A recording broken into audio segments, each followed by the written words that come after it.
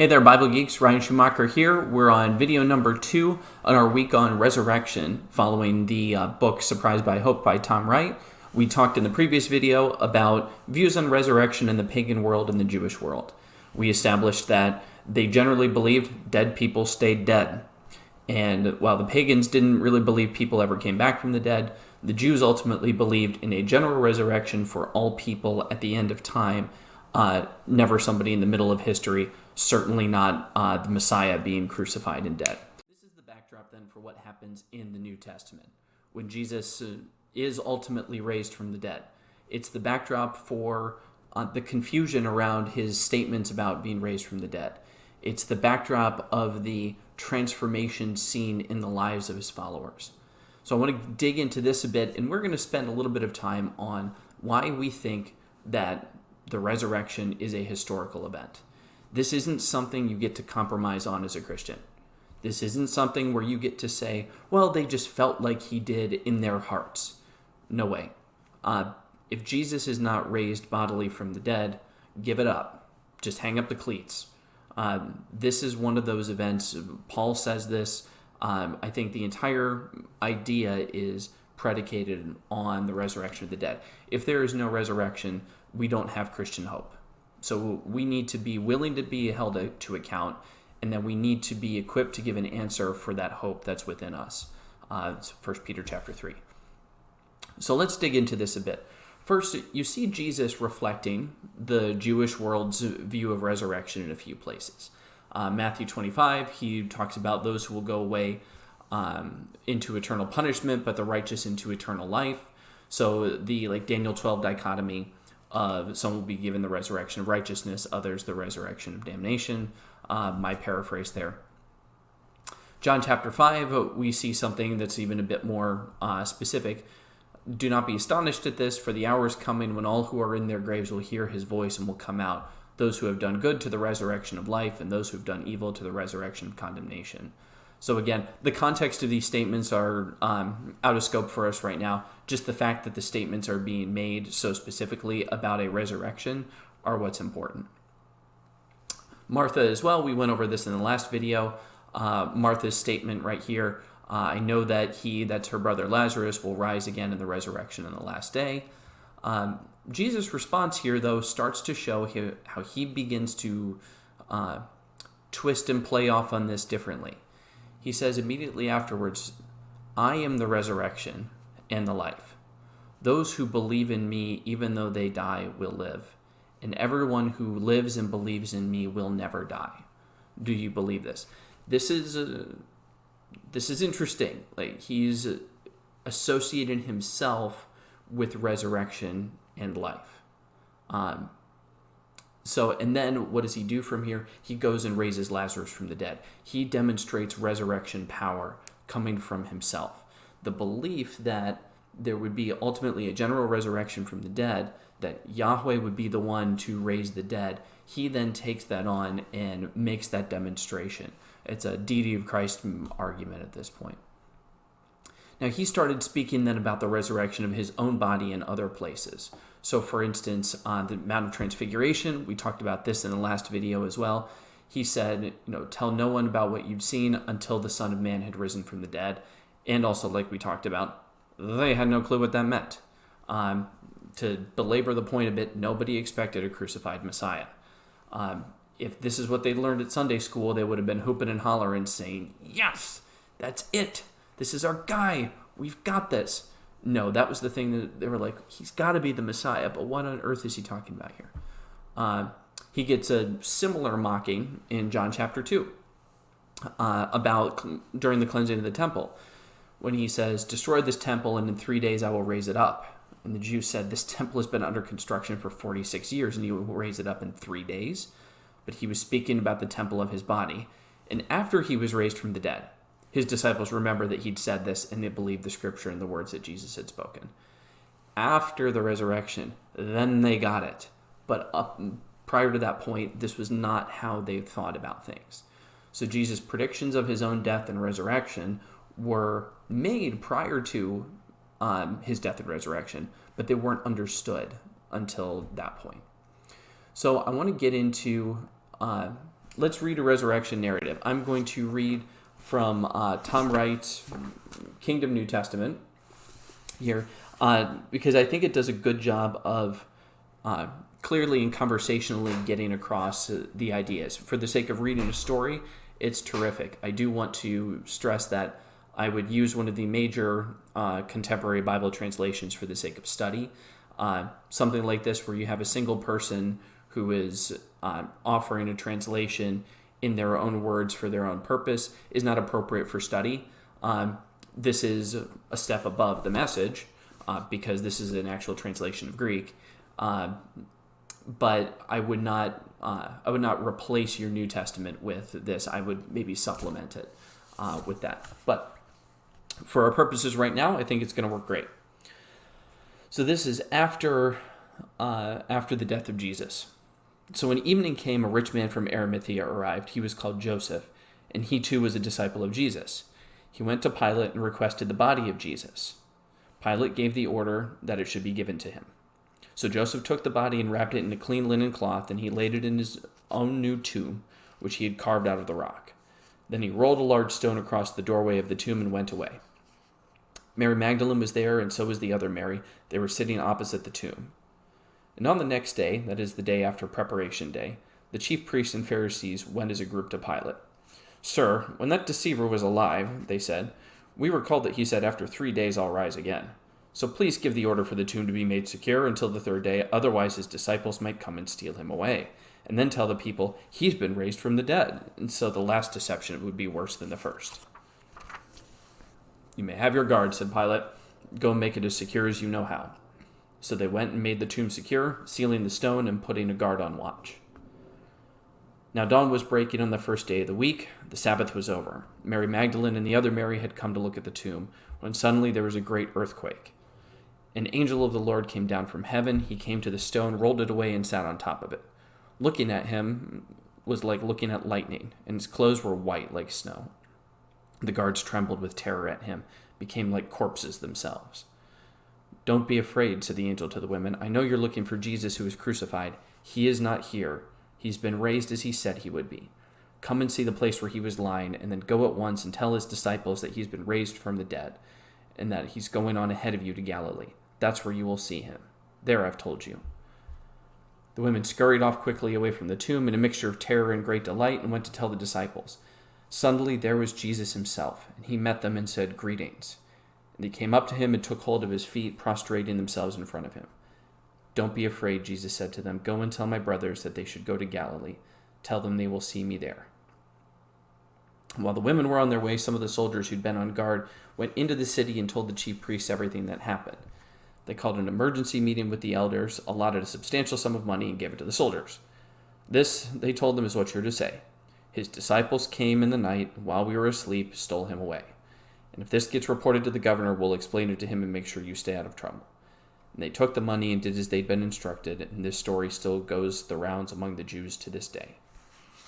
The word of the Lord. Or of Tom Wright. Working together as co-workers. Okay, so what claims are made here in this long resurrection narrative? First, you have that after Jesus' death, he was entombed by Joseph of Arimathea. This will be a relevant point. The location of the tomb was known to both his followers, the women, they were there, as well as his opponents, the chief priests and the Roman guards. The tomb was found empty, and then Jesus was raised by God in bodily form from the dead and seen by multiple people. So these are the claims around the resurrection. You have a known tomb that was empty, and you have post-mortem appearances.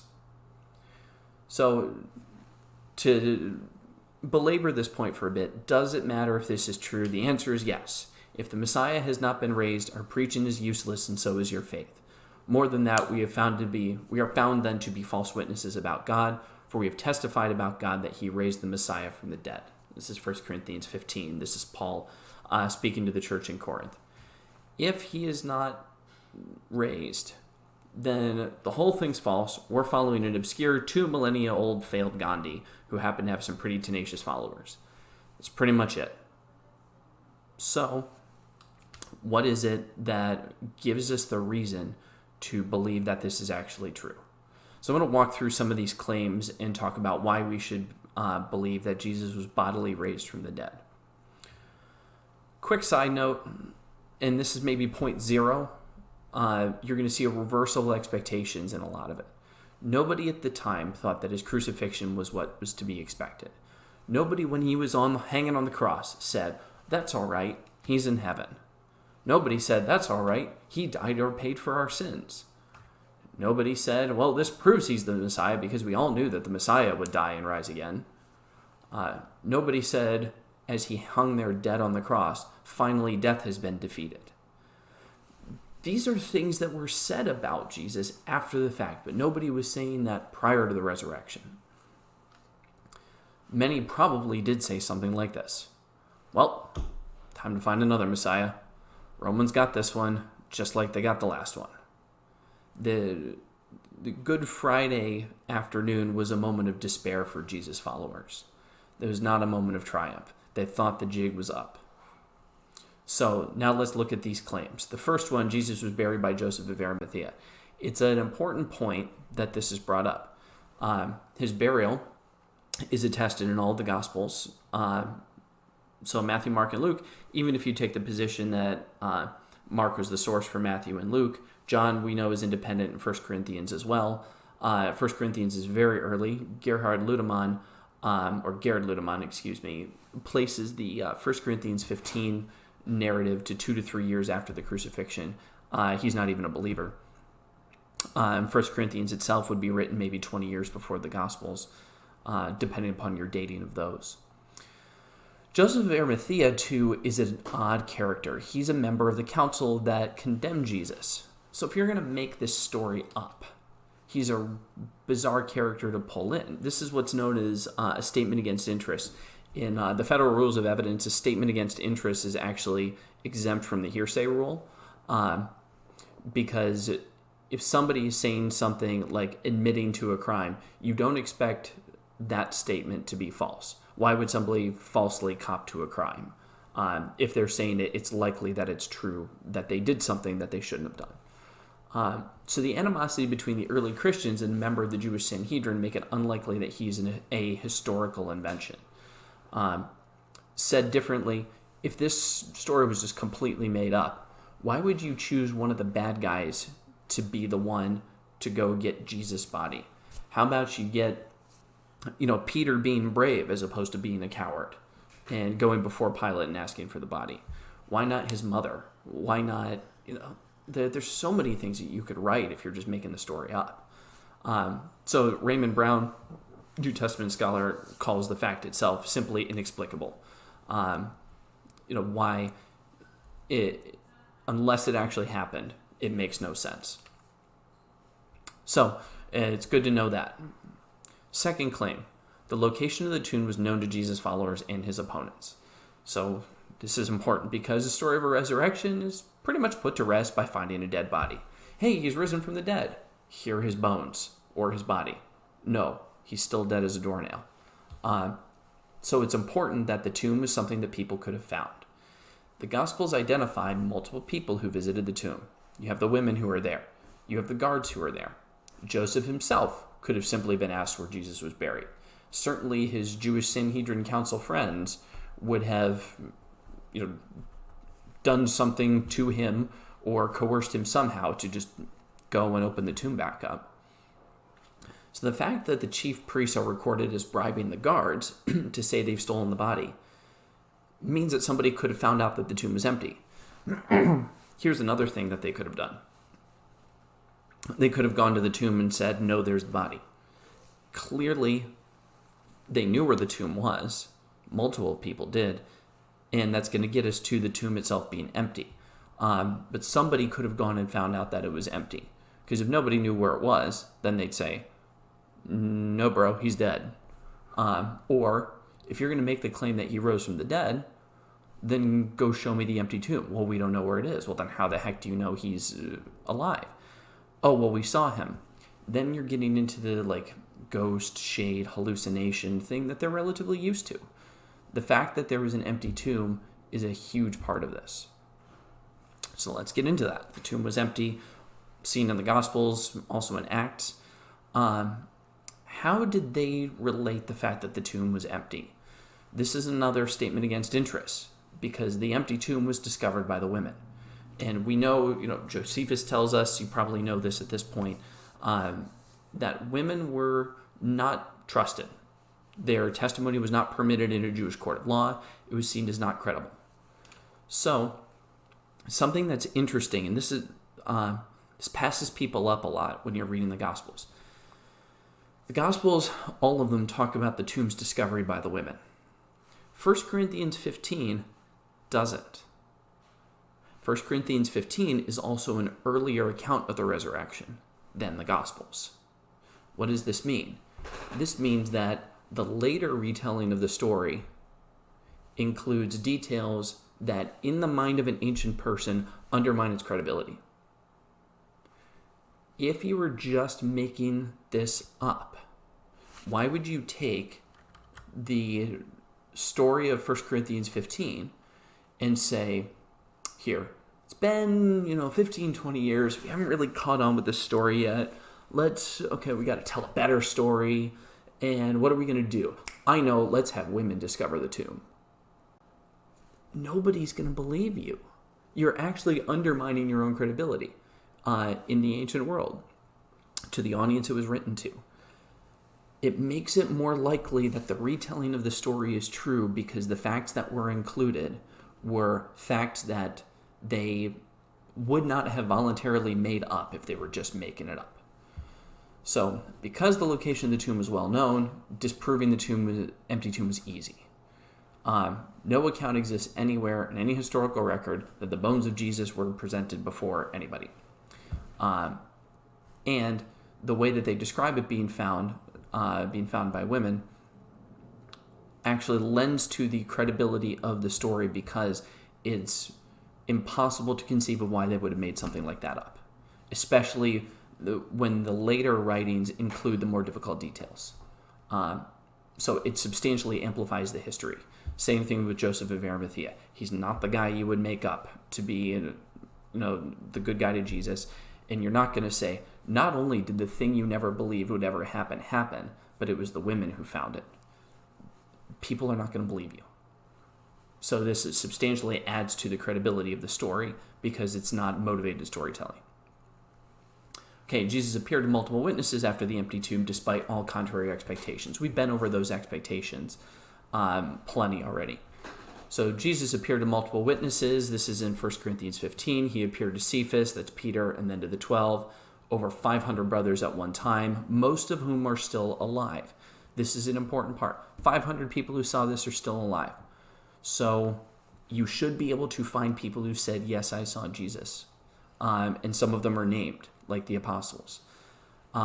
Interestingly, too, it's not just to people who believed in him. Thomas and Paul both did not believe in Jesus. So as we described earlier, the Jews also did not expect resurrection. So for him to appear to multiple people who weren't expecting this to happen, including people who didn't necessarily believe, including to a large multitude of people, and Paul's letter saying, and you could go find them and talk to them, is a pretty substantial claim. So it continues to add on to the fact that the story itself contains many details that are highly unlikely to have been made up. You're really putting yourself out there by saying hundreds of people saw him. So let's look at some of the objections to this. How about Jesus' followers didn't really mean that his body was physically raised up. He was spiritually raised up, exalted to heaven, like Julius Caesar. There's a story that Julius Caesar, upon his death, ascended to heaven as a star, and people would say, oh, look, there he is amongst the gods. That wasn't what resurrection meant. That wasn't the word used about Caesar. It was the word that was used for Jesus. Anastasis is not the term that is used to describe what happened to Julius Caesar. They were using that word, the bodily resurrection word, to describe Jesus. Tom Wright from Surprised by Hope again. Everyone in the ancient world took for granted that people sometimes had strange experiences involving encounters with the dead. They knew at least as much as we do about such visions, ghosts, and dreams, and the fact that things often occurred within the context of bereavement or grief. They had language for this, and it wasn't resurrection. When you have like the story of Thomas, where the body of Jesus is before him, show me your hands and your feet, and he looks at the wounds. That you don't look at the wounds of a spiritually raised. Explain to me how somebody would have looked at the wounds of Julius Caesar. They're talking about these things separately. This isn't a dying and rising God sort of story. This is a bodily resurrection story. All right, how about this one? Jesus didn't really die. He passed out or was drugged and came to later. First of all, really? Tom Wright says it more elegantly. Roman soldiers knew how to kill people. Truth. And no disciple would have been fooled by a half-drugged, beat-up Jesus thinking that he defeated death and inaugurated the kingdom of God. Also, why didn't Jesus just say so? Did Jesus all of a sudden go from, like, I am the way, the truth, and the life, and the truth shall set you free, to, oh man, they think I died and raised from the dead. This is so cool. I'm going to play along. Really? Really? That's your claim? Come on. You can do better than that. Jesus only appeared to those who believed in him. Not true. Neither Thomas nor Paul believed in the resurrection initially. And then you have they made it all up. The whole thing is a fabrication. Just a story they told themselves. So you have extra biblical sources that confirm the historicity of Jesus' resurrection. The crucifixion. You have him as a real person. You have his crucifixion in extra biblical sources. The resurrection as a claim is so extraordinary that it's pretty darn easy to disprove. And the Romans and the Jews had every incentive to disprove the allegation. Neither of them wanted this guy to come back. They had the means and the motive and the opportunity to disprove this claim. It didn't work. And ancient people, I said this before in the previous video, they're not so naive as to just believe a story like this. They would have demanded evidence like everybody else. They did. Thomas did. If your Messiah got crucified like every other would-be Messiah, everyone else would just tell you to get over it and move on. Maybe this is worth saying. The Jewish people had been through this before, where their would-be Messiah got killed. And nobody was saying, oh, he's come back to life. He's still the Messiah. Death is defeated. We're right with God. Come on. It's not what happened with the others, and that's not what happened with the story of Jesus. The empty tomb and the post-mortem appearances together are both important. Neither one on its own stance. If you have an empty tomb with no appearances, you have a grave robbery. If you have appearances with a full tomb, you have visions, hallucinations. You put the two of them together, now you've got some interesting things going on. So, the facts are well substantiated that Jesus was crucified. There's no disagreement here. You can prove this from non-biblical sources. Jesus was buried in a well-known location. It was conducted by a member of the council who just condemned him. His tomb was discovered empty by women, which you would not write into the story if it were not true. A large multitude claimed to have seen Jesus alive after the tomb was empty, contrary to all expectations, contrary to the fact that some of the people who claimed to see him were not believers. And as we all know from Acts and history, the enduring testimony of the church is that Jesus was bodily raised from the dead, and they went to their death rather than recant this belief. Now, that itself is not dispositive. People die for whatever religious belief that they have. And we would say that some of the beliefs that people die for are not true. So just because people died for it doesn't make it true. But when you put all this other evidence in there, I think it adds to the validity of it with all of the other evidence.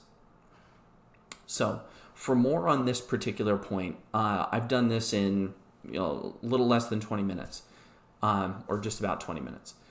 If you want to see an hour to an hour and a half long exposition of these, including more objections, a lot more details, Season 2, Why Was Jesus Raised, goes into this a lot more. So there's the link. I'm going to try and remember to put the link in the description as well. But if you want to really get in depth on the apologetic arguments for Jesus' resurrection, I'll direct you there. And within that video, there's also direction to other sources as well if you want to dive into that study even more. So thanks for watching this section on the real bodily resurrection of Jesus and a short survey of why we can believe that. I hope you stick around for the next parts, which are about what the resurrection means. So keep geeking out, and I'll see you next time.